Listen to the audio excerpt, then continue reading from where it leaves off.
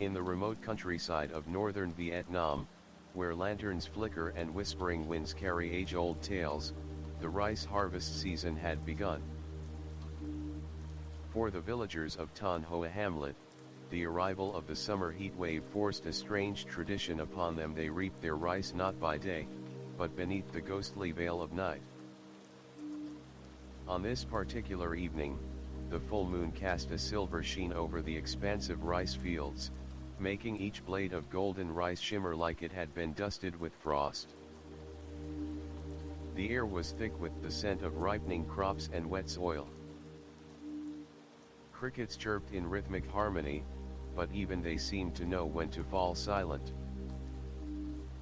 Among the silhouettes moving through the fields were Nam and his wife Lin, a humble couple in their early 30s, known for being the most diligent farmers in the hamlet. Lin, a gentle yet strong woman, worked swiftly with a sickle in hand, bundling rice stalks with the ease of someone born to it. Her forehead glistened with sweat under the pale beam of her headlamp, but her face held the glow of contentment. "We're truly blessed this year, Nam," she said with a smile, her voice barely audible over the soft rustling of rice being cut. "This field ours is the most bountiful in the area." Nam wiped his brow, his face worn yet proud. "Yeah, we've worked hard. Even if it's far from the house, it's worth it." The couple continued cutting and bundling in silence, their movements swift and synchronized. But as the night wore on, Nam paused and looked up, suddenly alert. His light fell upon a faint silhouette of figure walking slowly on the dirt path that led toward the far edge of the field. It was distant, yet undeniably there, drifting in and out of the moonlight. "Lin," he said, his voice low and uncertain. "Do you see that? Someone's coming." Lin straightened her back and followed Nam's gaze. She squinted into the darkness, her headlamp casting long shadows across the swaying rice. "I don't see anything." "You sure?" "I saw someone," Nam insisted, his voice firmer now. "A girl. Or at least, I think so." Lin chuckled, nudging him with her elbow. "You've been working too hard. It's probably your imagination playing tricks." Nam didn't respond. He watched the path for another few minutes, but the figure had vanished. The hairs on his neck stood up despite the warm breeze brushing against his face. Something felt off. But he said nothing and returned to work, though now every gust of wind seemed to carry whispers, and every shadow seemed to stretch too far.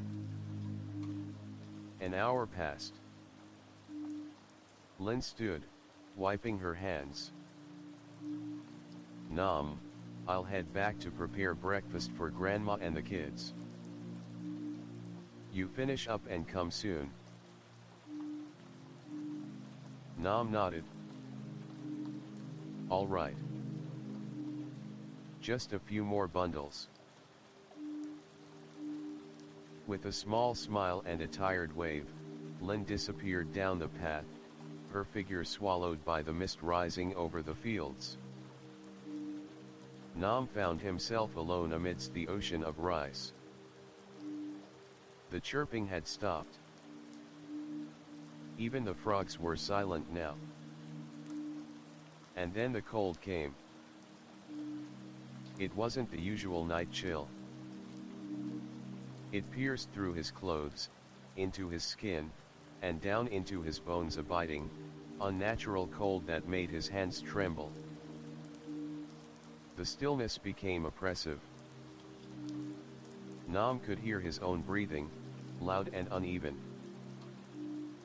Suddenly, a soft voice called out from behind. "Excuse me, are you Nam?" Startled, Nam spun around. Standing just beyond the edge of the field was a young woman, barely illuminated by moonlight. Her long black hair cascaded over her shoulders, her skin ghostly pale. She wore an old-fashioned white ao dye, slightly damp as if she'd walked through morning dew. Nam blinked, confused. "Yes, I'm Nam. Do I know you?" The girl gave a faint smile. "It's me. My from the lower village. I used to come play with you near the lotus pond when we were little. Remember?" Nam searched his memory. My. The name stirred something distant. A girl with bright eyes and bare feet. But that was more than 10 years ago. And she would be, what, still a child? "That can't be," he muttered. "My. You were just a little girl back then. I still remember the day I picked lotus flowers with you," she said softly, stepping into the rice field. "Don't you remember, Nam?" She smiled, but her smile never reached her eyes. Her presence was unnerving. The cold intensified around her. Nam took a small step back, heart thumping. "My, it's the middle of the night. You shouldn't be out here. Are you lost?" Mai ignored his question. "Do you need help? You shouldn't be harvesting alone. Let me give you a hand. I won't ask for payment." Before Nam could refuse, she was already beside him. Her movements were unnaturally graceful, too fluid, too silent. She reached for a bundle of rice and began to cut. Nam stood frozen. The scent around her was different, not the earthy smell of rice fields, but something musty, like wet soil and incense. He tried to remain calm. "It's really fine, Mai. I can manage." But Mai didn't stop. She kept cutting, head lowered, her long black hair covering her face. The only sound now was the slicing of the sickle through rice stalks and the eerie rustle of the leaves. Nam stepped back slowly. I think I'll take a break." She didn't respond. Nam moved toward the edge of the field. As he reached the small bank, he turned to call to her, but she was gone. Just like that. Vanished. His heart raced. He wiped his sweaty palms on his shirt and looked around wildly. The field was empty. No footprints. No trace. Not even a single broken stalk of rice where she had stood. Then, as if on cue, a wind blew through the fields, carrying with it a whisper that echoed across the open land. "Nam, help me." His blood ran cold.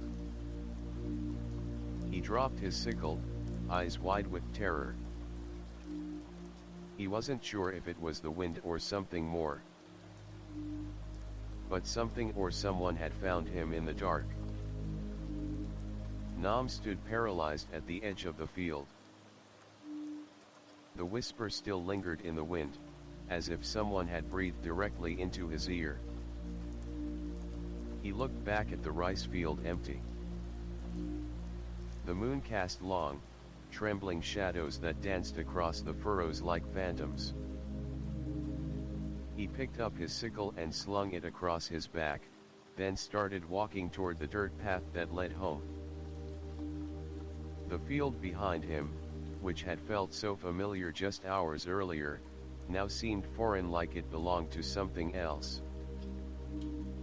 Something ancient. As he trudged through the mist, a strange realization dawned on him: his hands were cold. Not from the weather, but from a chill that came from within. The feeling Mai had left him with hadn't faded. In fact, it clung to his skin like a second layer. When Nam reached his house, the yard was silent. Too silent. Even the family's scrappy dog, usually the first to bark at returning footsteps, was nowhere to be found. "Lin," he called out. "I'm home." No reply. He stepped into the kitchen, dark. The clay stove was unlit. No rice steaming. No soup boiling. "Lin." "Grandma." Still nothing. Then, as he reached for the light switch, he heard a faint tapping sound. Repetitive. Hollow. Like something gently knocking on wood. Tap. Tap. Tap. Nam slowly followed the sound. It led him to the back porch. The tapping stopped. He stepped outside and froze. There, hanging from the porch beam, was the family's wind chime, motionless. But just below it, lying neatly in the center of the wooden floorboards, was a small bundle wrapped in white cloth.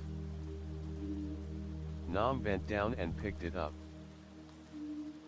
It was cold, slightly damp. He hesitated, then slowly unwrapped the cloth. Inside was a thin strip of parchment, marked with red ink, old, smudged Vietnamese characters scrawled in an unfamiliar script. A handful of needles, all pointing inward, pinned the parchment in place. And in the center was a small lock of jet black hair, tied with a thread. Nam's stomach dropped. He quickly wrapped it again and tucked it inside his shirt. This wasn't just some countryside prank. It was a warning. Or worse, a sign. Just then, a voice behind him whispered, "You touched it?" Nam spun around. Nothing. But the voice had been real. Female. Soft. And filled with sorrow. He bolted into the house and found his wife just coming out of the back room. "Nam," she said, rubbing her eyes. "What's wrong? You look like you've seen a ghost." Where were you?" I called. I was putting the kids to bed." "You didn't call." Nam looked at her, breathing heavily. Her voice, Her eyes, they were real. Warm. Alive. He didn't tell her about the voice or the bundle. Not yet. They sat for a meal in silence. But Nam couldn't eat. His eyes kept drifting to the door, to the corners, to the shadows. The feeling hadn't left. Later that night, he lay in bed next to Lynn, unable to sleep. The wind howled outside. The moon had shifted behind clouds, but he could still hear that whisper in his ears. "Help me." And then it happened again, the tapping. This time, coming from the roof.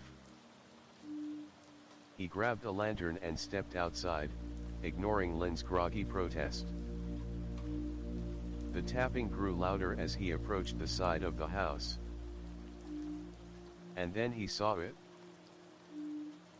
Footprints.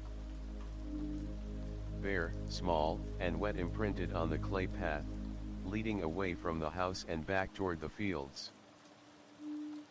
Nam's breath hitched.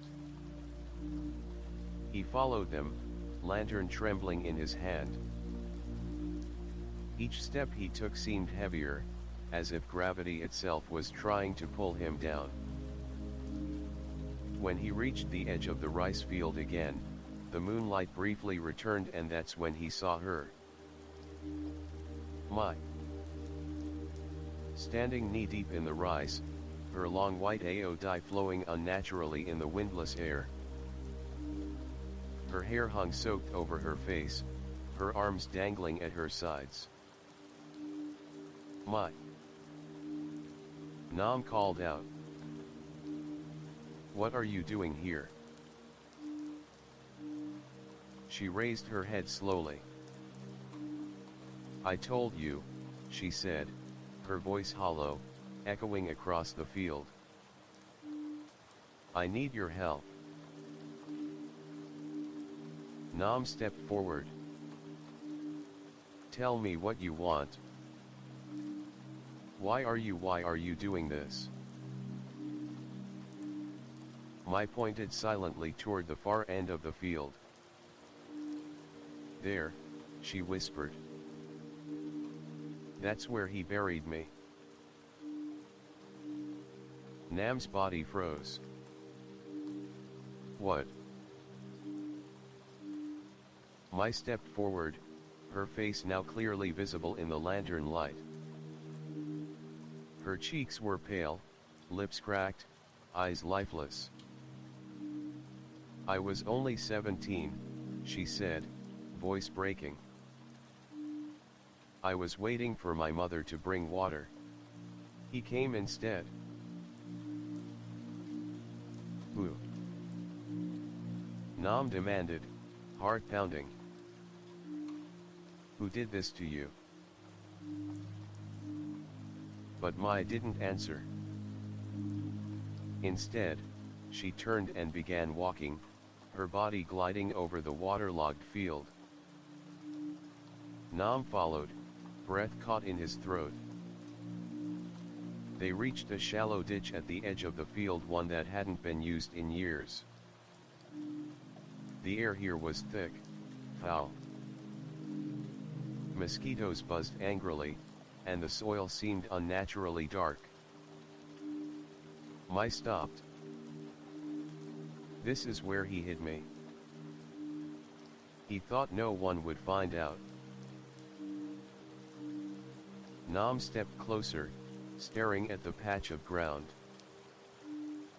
"Who, Mai? Who killed you?" She turned slowly, eyes filled with tears. "I'll show you," she whispered. "But you have to promise to dig." Nam nodded slowly. "I'll do it." Suddenly, her eyes widened. "He's coming." You must leave. Ooh. But she had already vanished, disappeared into the mist, leaving Nam alone with the stench of damp earth and the sound of something rustling, approaching. Nam turned to see a lantern bobbing in the distance. Someone was coming down the trail.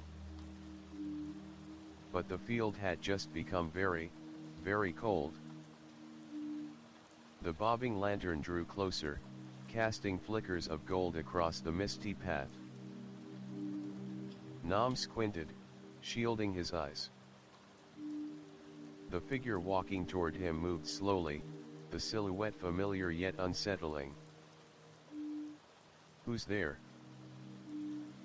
Nam called out, voice tight.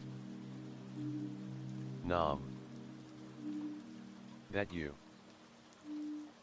Came a gruff voice. It was Old Man Kai, the village's cart puller, a wiry man with a crooked back and a notoriously sharp tongue.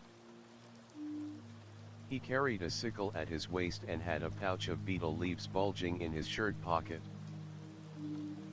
Kai, what are you doing out here at this hour? Nam asked. I was coming to get the cart ready for your rice, the old man muttered. You said you'd need help transporting it in the morning, remember? Nam nodded, half relieved, half suspicious. Yeah,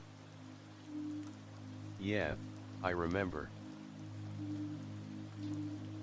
But something was wrong. Kai's eyes didn't meet his. Instead, they darted constantly to the field, to the trees, to the ditch where Nam had just stood with Mai. His hands were trembling slightly, and his face was pale despite the warm breeze. Nam hesitated. You okay, Uncle Kai? Kai snapped, of course I'm okay. What about you? What are you doing wandering around this cursed field? Nam didn't answer immediately. He glanced back toward the ditch, but the fog had thickened. The spot where Mai had stood just moments ago was now empty, swallowed whole by the night. I saw someone, Nam said carefully. A girl. She said, she was buried here. Kai went stiff. What girl? He asked, voice suddenly sharp. Mai. From the lower village. Silence. Kai's hand gripped the lantern tighter. Then he gave a forced laugh, dry and hollow. Boy, you're tired. Working in the heat, breathing all this marsh gas. It makes a man see things. Dead girls. Don't joke about that. Nam didn't laugh. He stared into Kai's face. You know something, don't you? Kai's eyes finally met his, and there it was. Fear. Real, deep, soul-clenching fear. I was there, Kai whispered. 10 years ago. Nam's blood ran cold. What? I didn't kill her, Kai said quickly. I swear to every god that listens, I didn't. But I helped. Nam stepped back. Kai lowered the lantern and sat heavily on a nearby stone. Back then, there was a man named Ben, a cousin of mine. He was a drunk, a gambler, and a coward. One night he came running to my house, pale as ash, babbling about a girl and a mistake. He said she tried to scream, and he panicked. Said he couldn't leave her there. Nam felt bile rising in his throat. You buried her. Kai looked down, ashamed. He begged me. Said if I didn't help, he'd be hanged. Said no one would believe it was an accident. I was stupid. Weak. I didn't even ask who she was until we'd already filled the ditch. Nam was trembling. So she was really buried here. Just like she said. Kai nodded slowly. I didn't know her name then. Not until her parents came looking. By then, it was too late. And Ben left the village a week later. Disappeared. Some say he drowned in the Red River. Others say he joined the monks in the far mountains. I never saw him again. Nam stared into the fog. She wants justice. She wants peace. Kai laughed bitterly. Then tell her to find Ben. I'm just an old fool who made a mistake. Nam clenched his fists. No. You buried her. You helped cover it up. That makes you just as guilty. Kai stood, suddenly angry. Don't judge me, boy. You think it was easy living with this. You think I haven't seen her too. Every year, when the fields bloom, she comes to me. In dreams. In shadows. In mirrors. Nam froze. What did you say? Kai's eyes glazed. Mirrors. She appears behind me. Smiling. Bleeding. Asking the same thing, why? Then he turned, the fire in his lantern flickering wildly. She's cursed this place, Nam. If you keep digging, she'll drag you down with her. Let it lie. But Nam shook his head. She doesn't want vengeance. She wants her story told. Kai scoffed. No ghost ever wanted truth. They want blood. You'll see. And with that, the old man shuffled away, leaving Nam alone again. The next morning, the villagers awoke to screams. Nam's neighbor had found a body hanging in the banyan tree near the rice field. Old man Kai. His tongue was black, his eyes wide open. Around his neck was a thin rope twisted from strips of white cloth, the same kind used for mourning shrouds. Nam was there before the others arrived. On the ground beneath the tree was a message, carved into the dirt with a stick. I told the truth. It wasn't enough. That night, Nam could no longer sleep. He found himself sitting outside with the bundle again, the one he had found on his porch. The parchment, the needles, the lock of hair. They weren't just warnings. They were tokens.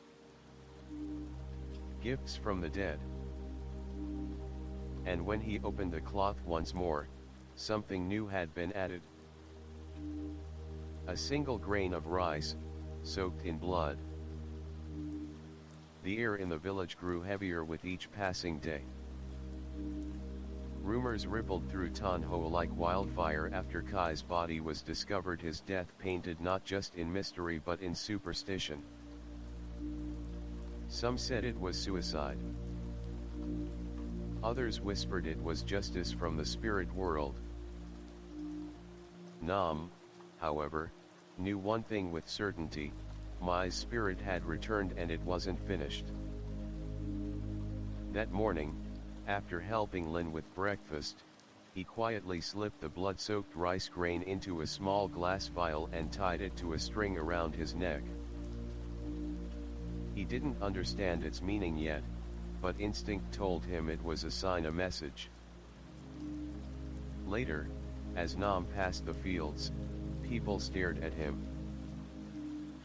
Whispers followed him like shadows. "That's the man who talks to the dead. I heard he's cursed now." Poor Lin. Her husband sees ghosts. He ignored them. He had a plan. Nam walked to the home of the village elder, Mr. Fook, a once respected spiritualist who had fallen silent in recent years after claiming to have seen something blacker than death in the fields. The old man greeted Nam with wary eyes.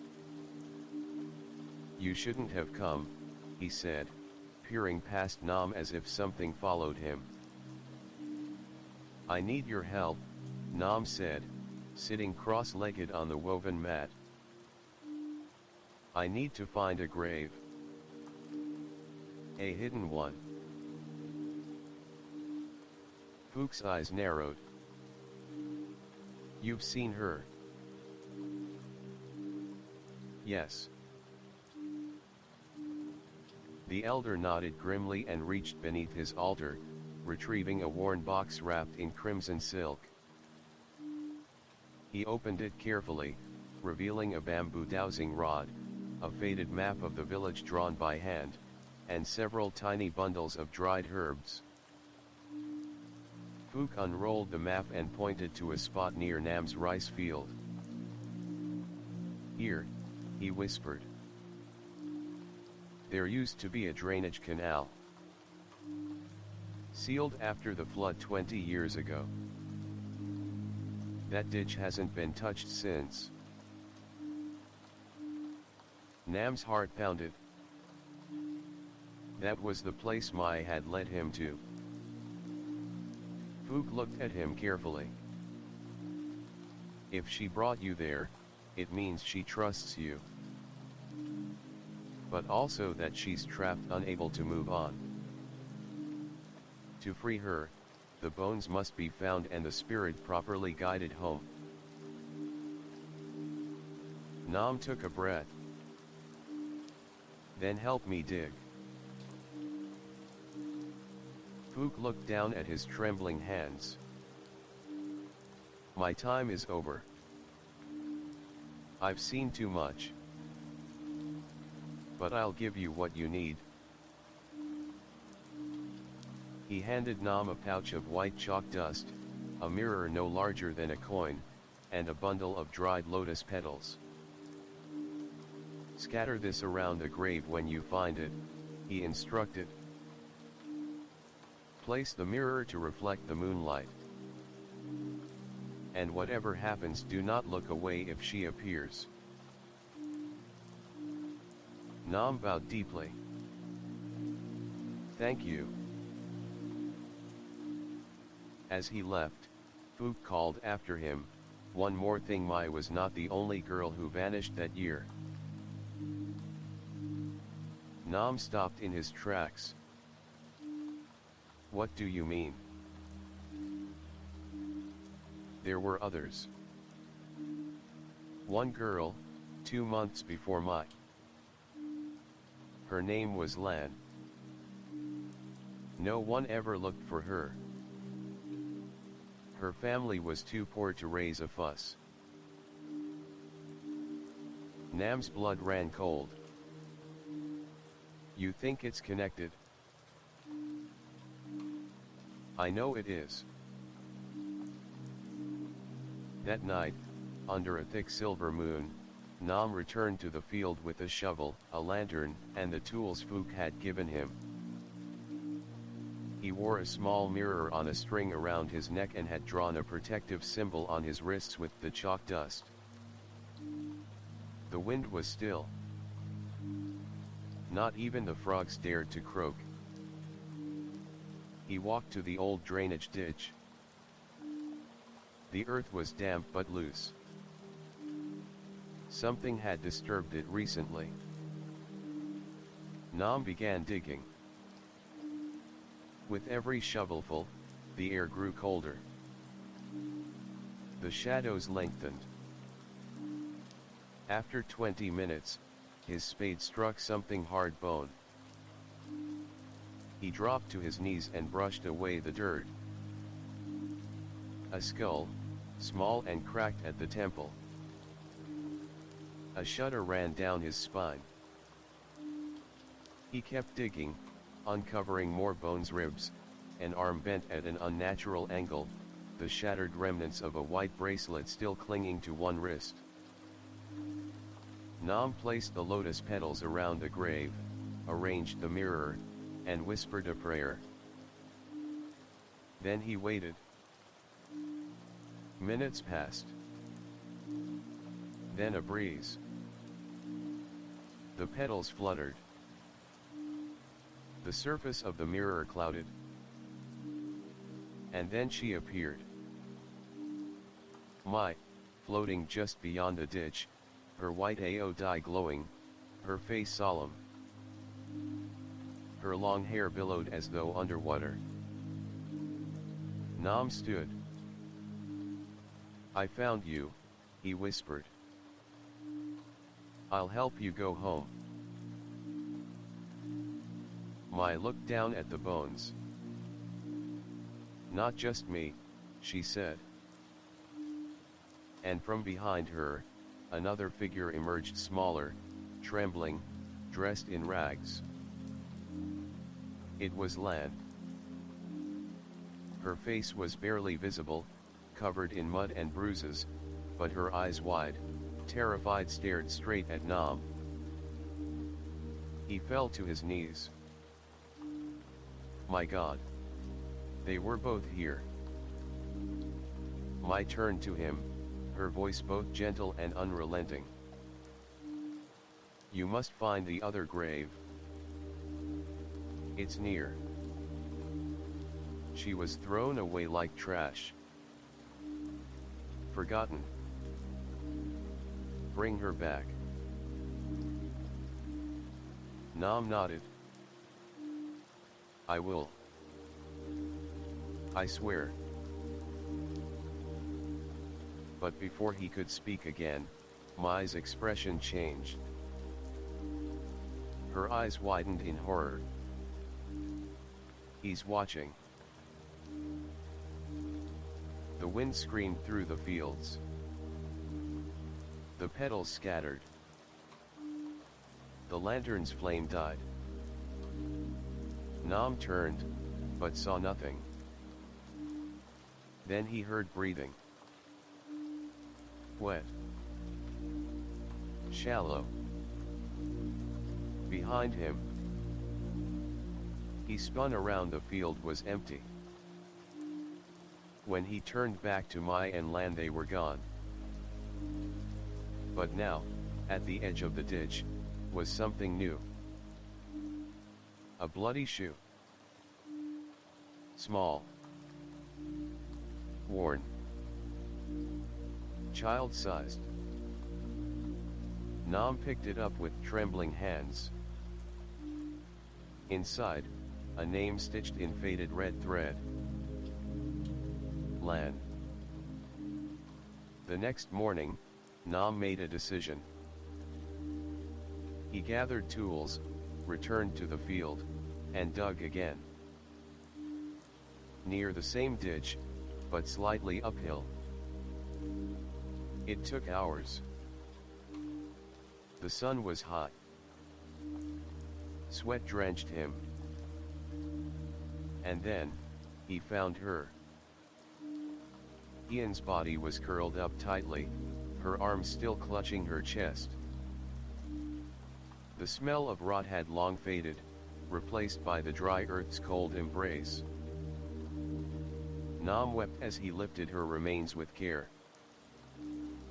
He brought both sets of bones to the village altar. A priest was summoned. Incense was burned. Bells were rung.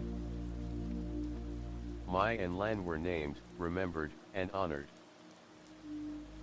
As the smoke curled into the air, Nam felt the weight on his chest lift just slightly. But that night, as he lay in bed with Lin, the small mirror on his chest cracked in two. For the next 2 days, the village entered an uneasy silence.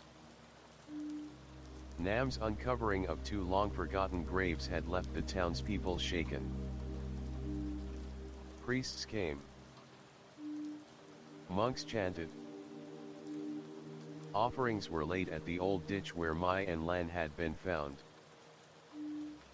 But even after the rituals, people whispered of strange sounds in the night, sobbing from empty fields, shadows lingering behind doors, mirrors cracking without cause. Nam, however, could no longer rest. Something was building. That evening, Lin found him sitting in their small prayer room, surrounded by incense smoke and old books about protective wards, possession, and rural exorcisms. "You haven't slept," she said softly. Nam didn't look up. "I saw someone this morning." "Who?" "A man. Watching me from across the river. He looked wrong. Like he didn't belong." Lin sat beside him. "You think it was him?" Nam finally turned to her, eyes bloodshot. "The one Mai called he. The one who did this. It wasn't just Kai or some random act. It was planned. Hidden. Covered up." He pulled out the cracked mirror from around his neck. "This shattered the night we held the funeral." Lin frowned. "What does that mean?" Nam exhaled. "It means it's not over." The next morning, word spread fast. A man had returned to the village after more than a decade, someone who had vanished years ago without notice. His name, Bao. He claimed to have been in the south, working in construction. But no one could verify his story. He kept to himself, renting a shack near the northern rice paddies. He avoided the market, rarely spoke, and wore a wide-brimmed hat that obscured his eyes. When Nam heard, his blood froze. Bao. That was the real name of Ben, the man Kai had described. He'd changed it. That night, Nam didn't sleep. He waited until the moon rose, then made his way toward Bao's shack. He didn't knock. He watched. For hours, Bao did not move.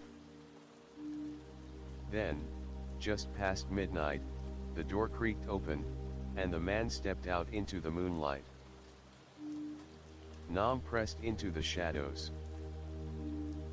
Bao walked straight to the rice fields to the ditch.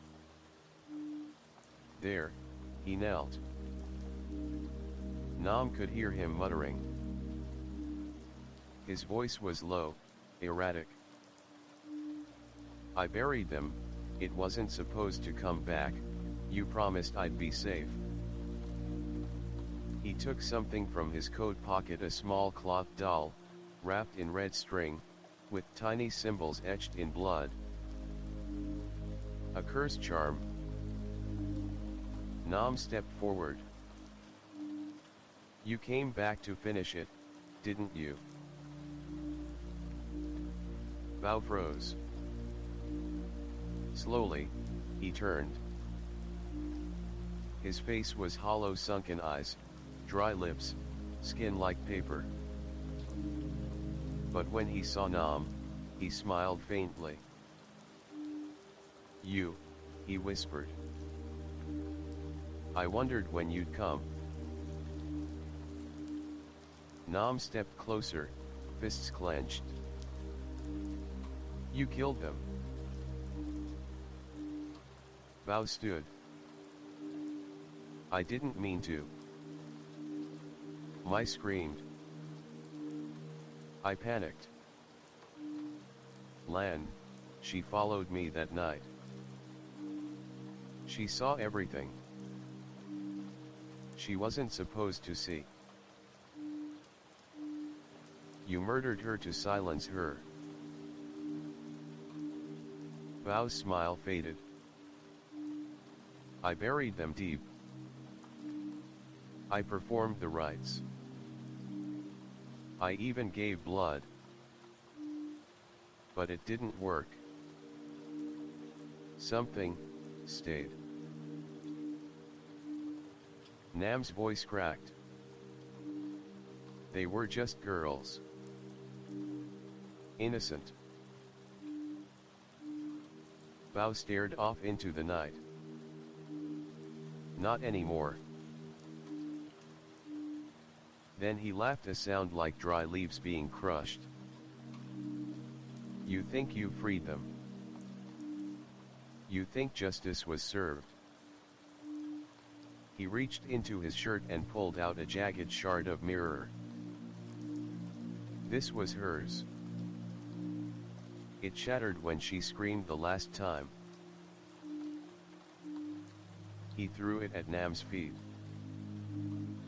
I see her in my sleep. I hear her when I bathe. I feel her standing behind me in every mirror. But I'm not afraid anymore. I'm ready. Nam stepped forward, jaw tight. Then come to the temple. Confess. Face the truth. But Bao only raised his arms to the sky. I confessed to her 100 times. She doesn't want my words. She wants my soul. And then, without warning, he plunged a small blade into his own chest. Nam rushed forward, catching him as he collapsed. Bao gasped, blood foaming at his lips. Tell her. I'm sorry. His eyes rolled back. And then the air shifted. The wind dropped. The insects fell silent. From the mist behind the ditch, two shapes emerged, Mai and Lan. Nam watched in awe and sorrow as they stood silently before Bao's body. Mai stepped forward, knelt beside him, and gently touched his forehead.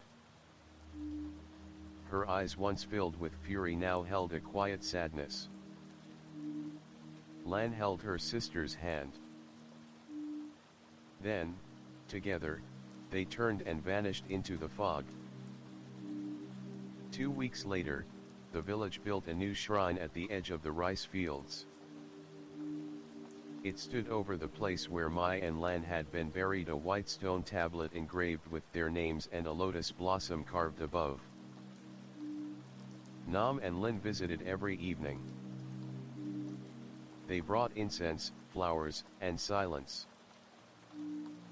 One day, while Lin was lighting candles, Nam looked into the nearby irrigation ditch, the one that had swallowed so many secrets. There, on a stone, lay 2 grains of rice. White. Clean. Untouched. Weeks passed. The air over Tan Hoa village seemed to lighten. Children played more freely. Farmers began returning to the fields. The harvest was complete, the graves had been honored, and Bao, the man who had haunted the village past, was gone. But peace was a lie. Nam could feel it.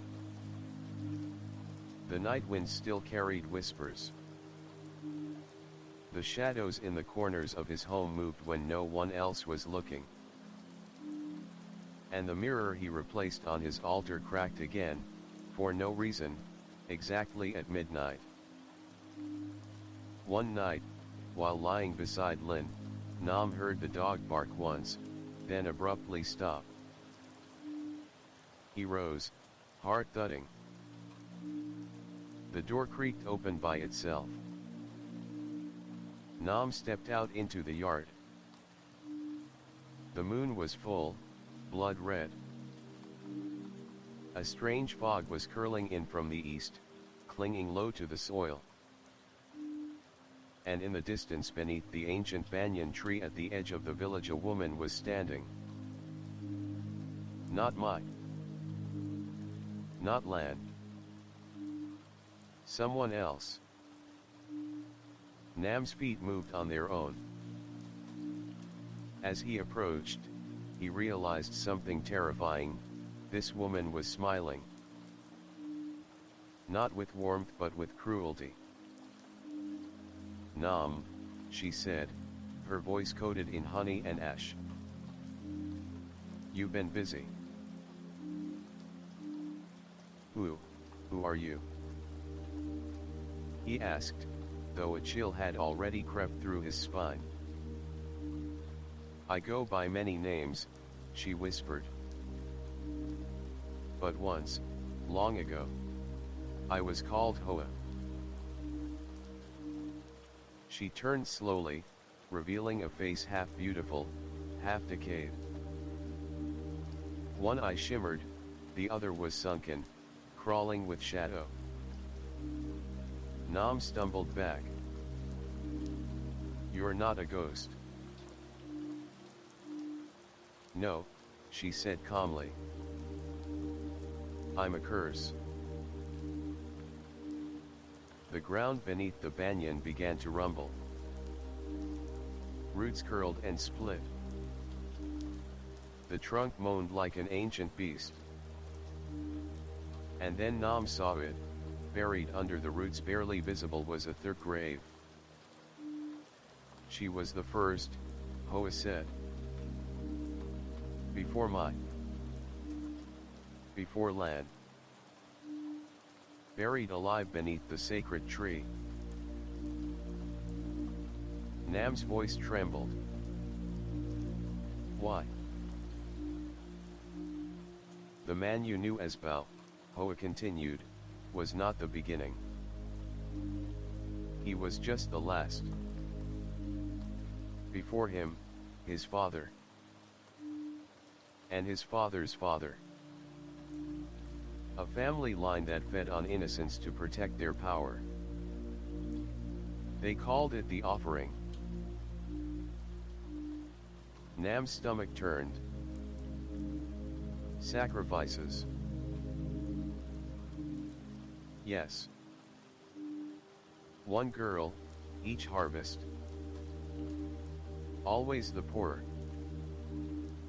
The voiceless. The forgotten. And you? He asked.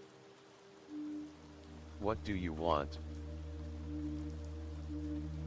Hoa's smile widened. Justice. But not through prayers. Through fear. Nam shook his head. It's over. The last man is dead. The girls are buried with honor. You think that ends it? Hoa hissed, voice deepening. They were only the most recent. My bones still lie beneath this cursed tree untouched. Unnamed. And I am still angry. Suddenly, roots burst from the ground, wrapping around Nam's legs. He screamed, struggling. Hoa knelt, placing a hand on his chest. Free me, she said, and I will leave this village. Let me rise. Let the people know who I was. Or I will haunt this soil forever. Nam gasped. How? Dig, she whispered. At dawn. Alone. The next morning, Nam returned to the banyan with a shovel, a lantern, and no witnesses. The ground was cold, unnaturally so. He began to dig. An hour passed. Then two. And finally a shriek from the earth as his spade struck something hollow. A wooden box, ancient, waterlogged. Nam pried it open. Inside, a skeleton smaller than mice, younger than Lan. Wrapped in a tattered red cloth. And pinned to the chest was a tag, rotted but legible. Hoa. Age, 13. Orphan. Nam collapsed to his knees. She had been a child. Unclaimed. Unremembered. Sacrificed. He gathered the bones carefully and brought them to the shrine.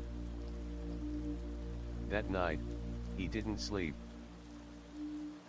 Instead, he lit 13 candles in a circle, placed Hoa's remains at the center, and began chanting not from books, but from instinct. The wind rose. The candles flickered. And then Hoa appeared. No longer decayed. No longer half-human.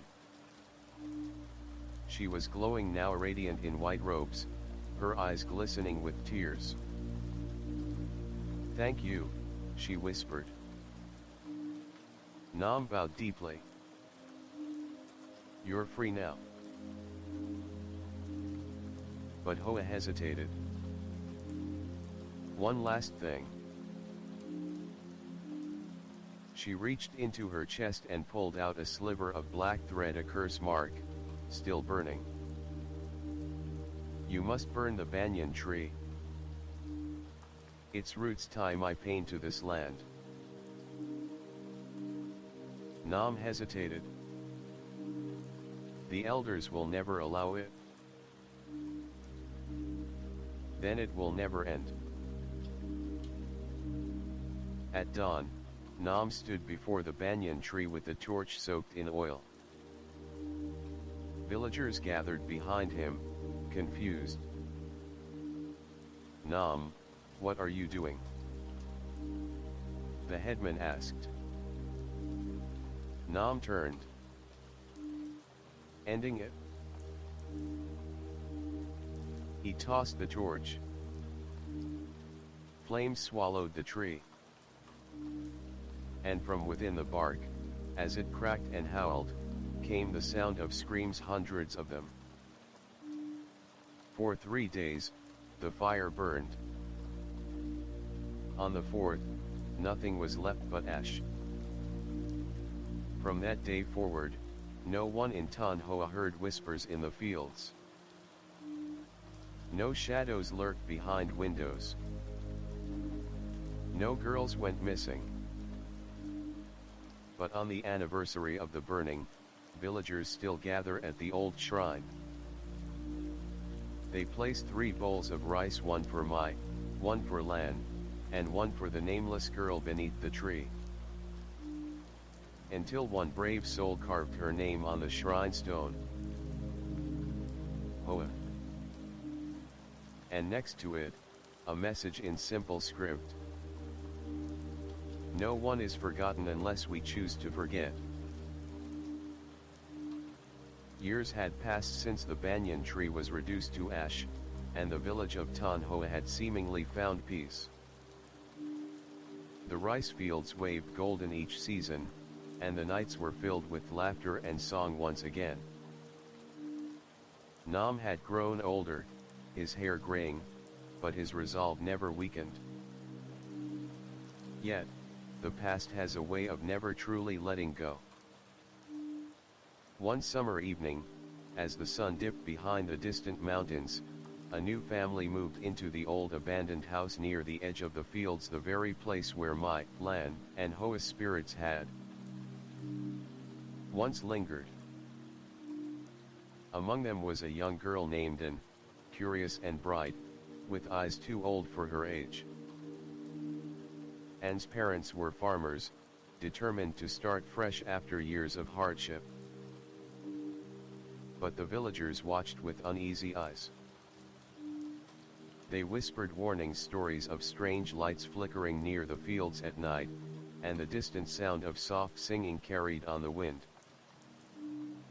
On her first night in the village, Anne woke to a soft glow in her room. She sat up, blinking against the moonlight filtering through the window. A shadow moved in the corner. "Who's there?" she whispered. No answer. But then a voice, like a breeze brushing her cheek, whispered back. And, come see the fields." Intrigued, she slipped from her bed and crept outside, drawn to the moonlit fields. There, the rice stalks shimmered with an otherworldly silver hue, and a figure danced among them, a girl in white, laughing softly. Anne's breath caught. "Are you Mai?" she asked. The figure turned, revealing the glowing face of Mai, radiant yet sorrowful. "Come," Mai beckoned. "There is something you must know." Over the following nights, Anne met Mai and sometimes Lan and Hoa, the 3 spirits bound to the fields, watching over the village and waiting. And listened as they told their stories of betrayal, of sacrifice, and of the curse that had once held Tanhoa in its grip. But Mai's voice held a warning. "The darkness has not fully left," she said. "The cycle will begin anew if the bloodline is not broken." Anne's eyes widened. "Bloodline." "Bao's family," Mai whispered. "His kin still walk among you. They have returned." Meanwhile, Nam sensed a shift in the village. Crops began to wither inexplicably, Animals grew restless, and villagers spoke of nightmares, shadows crawling along walls, whispers in empty rooms. He met with Anne's parents and warned them. The past is not finished with Tan Hoa. Someone is trying to awaken what was buried. And, brave but frightened, sought Nam's guidance. Together, they prepared to face what had been hidden for generations. They studied ancient texts, sought out elders who still remembered the old ways, and constructed protective charms for the fields and homes. One night, as the harvest moon rose high, a group of strangers arrived in the village. They wore dark cloaks and moved silently, their eyes cold and calculating. Nam and An watched from the shadows as the strangers made their way to the old shrine, the last resting place of Mai, Lan, and Hoa. The leader, a tall man with a jagged scar across his face, knelt before the shrine and placed a small box wrapped in black silk. He whispered an incantation, and the air grew thick with malice. From the shadows, Nam felt a chill seize his heart. The curse has been rekindled, he said. We must stop them before the darkness consumes us all. The night air was thick with foreboding as Nam and An prepared for the confrontation that could decide the fate of Tan Hoa.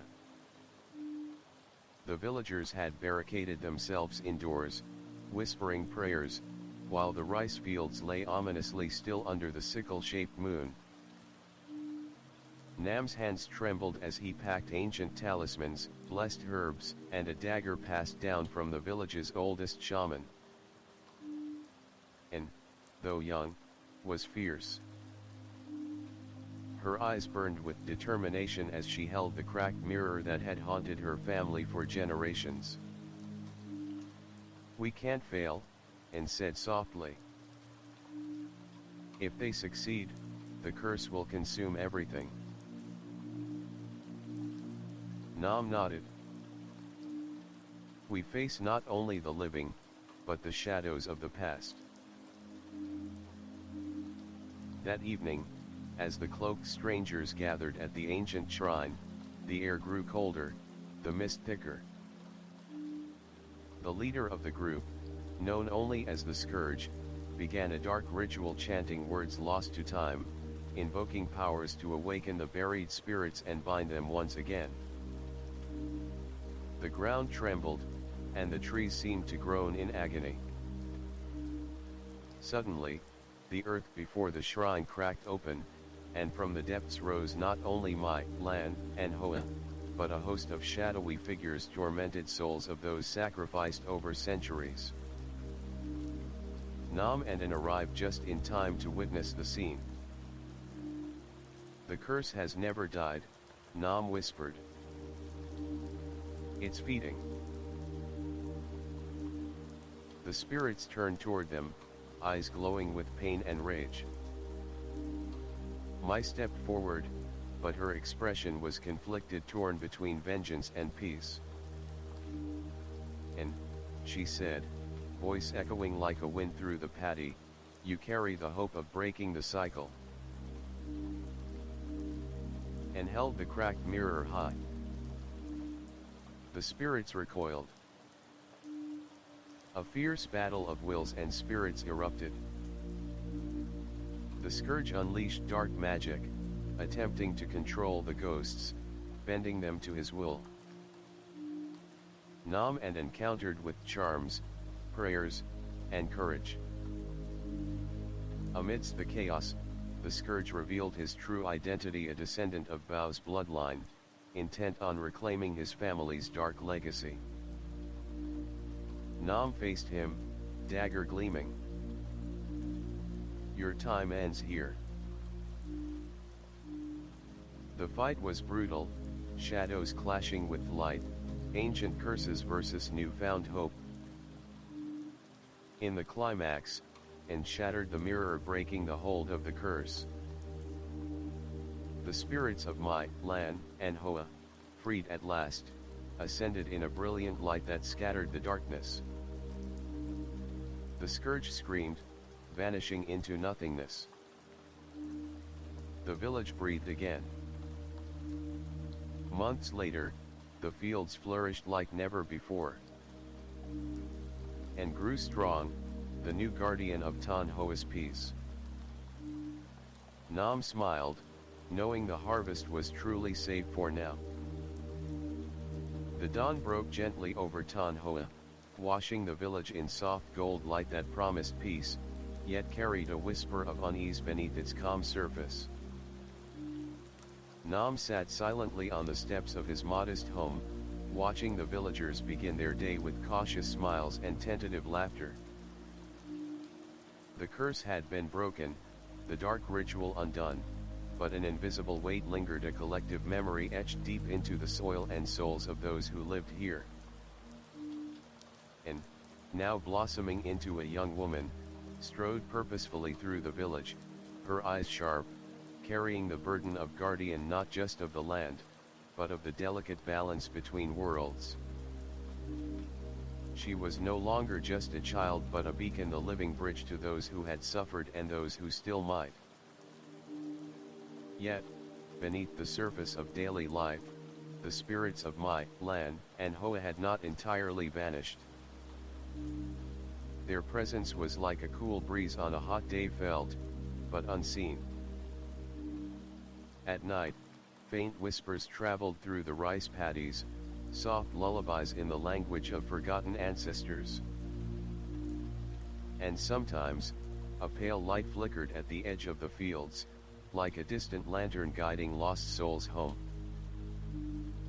One evening, as the village gathered for the traditional Harvest Moon Festival, and stood quietly at the edge of the gathering, eyes fixed on the dark silhouette of the hills beyond the rice fields. There, amidst the shadows, a faint glow pulsed. A chill ran through her spine. She whispered a prayer and moved toward Nam, who was preparing the ceremonial offerings. "Something's coming," she said quietly, her voice trembling with both fear and determination. Nam nodded gravely. "The past never truly leaves us. We must be ready." That night, under the silver glow of the full moon, and ventured into the rice fields alone, carrying only a lantern and the sacred mirror now whole again, a symbol of hope restored. The air was heavy, and the earth beneath her feet seemed to hum with ancient energy.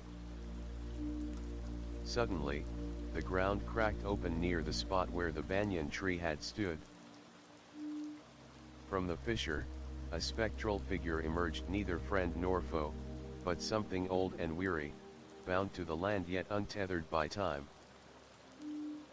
It was an ancient spirit, a guardian of the village's secrets, long forgotten and overshadowed by the more recent tragedies. The spirit's voice echoed in Anne's mind. "Balance must be maintained, or the cycle of suffering will return." And listened, heart pounding.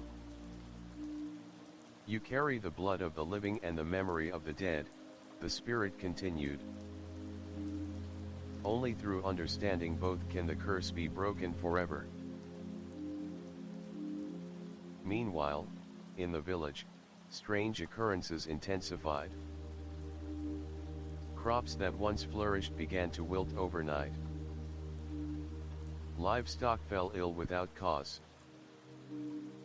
Children spoke of nightmares filled with shadowy figures and whispered names. Nam and An convened with the village elders, poring over ancient scrolls and rituals long abandoned. They discovered a chilling truth: the curse was not a single event, but a web woven over centuries, tied to the very land itself and to the descendants of those who once betrayed and those who suffered. To break it, they would need to perform a ritual unlike any before, one that would unite the living and the spirits in harmony, acknowledging the pain of the past while embracing the future. The preparations were arduous. Villagers gathered herbs, crafted talismans, and painted symbols to ward off darkness, and led nightly vigils, calling upon the spirits of Mai, Lan, and Hoa, seeking their guidance and forgiveness.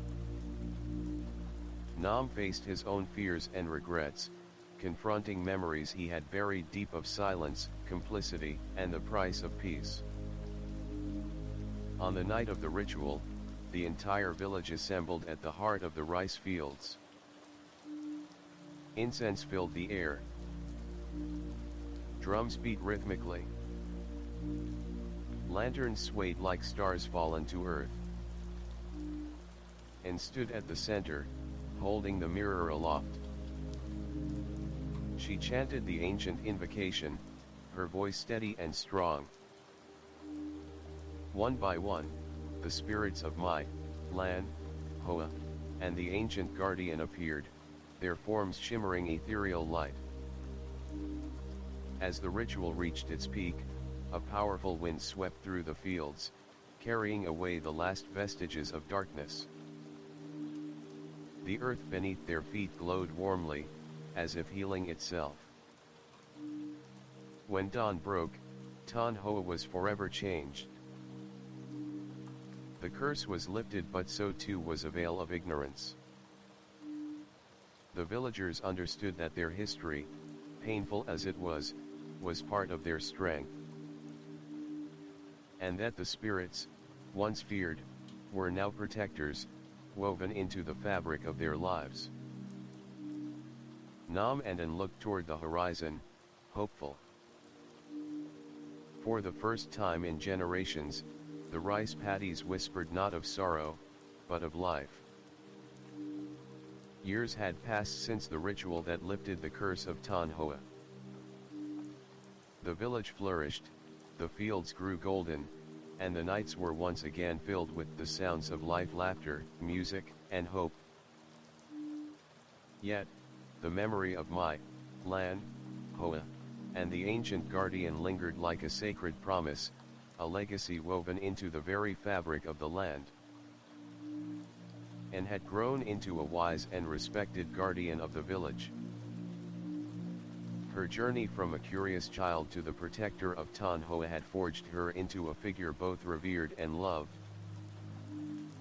With Nam by her side, she worked tirelessly to keep the balance between the worlds of the living and the spirits.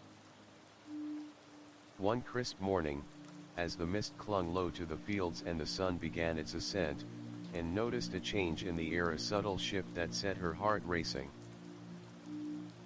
She walked to the shrine, now adorned with vibrant flowers and offerings, where the memories of those who had suffered and sacrificed were honored daily. There, she found a new visitor, a young woman cloaked in white, her eyes filled with both sorrow and determination. "I have come," the woman said softly, "to seek the truth," and studied her carefully. "Who are you?" "My name is Mai Lin," she replied, "and I am the granddaughter of Mai." An's breath caught. The past was not done with Tan Hoa. As Mai Lin shared her story, it became clear that the legacy of the curse was far from over. Hidden secrets, long buried, began to surface, dark family histories intertwined with ancient rituals, forgotten alliances, and the ever-present struggle between light and shadow. Together, An and Mai Lin embarked on a journey to uncover these truths, facing challenges that tested their courage, faith, and the very bonds of family. The sun dipped low behind the rolling hills, casting long shadows over Tan Hoa's rice paddies. The village seemed peaceful, yet An and Mai Lin both knew better. The past was weaving its dark threads once more, pulling at the very soul of the land. My Lin's arrival stirred old wounds and buried memories. Through whispered conversations with village elders and secretive letters hidden in dusty attics, she uncovered chilling truths. The curse had roots deeper than anyone realized, tangled with forbidden rituals and broken promises that spanned centuries. One evening, as An and My Lin pored over ancient manuscripts in the flickering candlelight, a soft knock echoed through the wooden door. It was Tan, a young boy known for his uncanny ability to see spirits, a gift and a burden inherited from his ancestors. "And, My Lin," Tan said breathlessly, eyes wide with urgency. "There's something in the fields. It's not like before. It's different." Together, the three ventured into the mist-shrouded paddies. There, amidst the silvered rice, a spectral figure floated, neither malevolent nor benign, but a messenger from a world beyond. The figure spoke in riddles, its voice like wind through bamboo. "The bloodline awakens, the shadows stir, the past's reckoning is near." And My Lin realized that their fight was far from over. New enemies lurked, old alliances fractured, and the very fate of Tan Hoa hung in delicate balance. The night air hung heavy over Tan Hoa, a stillness so profound it seemed the earth itself was holding its breath. Years of sorrow, sacrifice, and struggle had led to this moment, the final reckoning between the forces that had haunted the village and those determined to break free. And stood at the heart of the rice fields, lantern in hand, the sacred mirror resting against her chest. Beside her was My Lin, steady and resolute, their bond forged by shared history and unyielding hope. Around them, the villagers gathered, a circle of light in the encroaching darkness.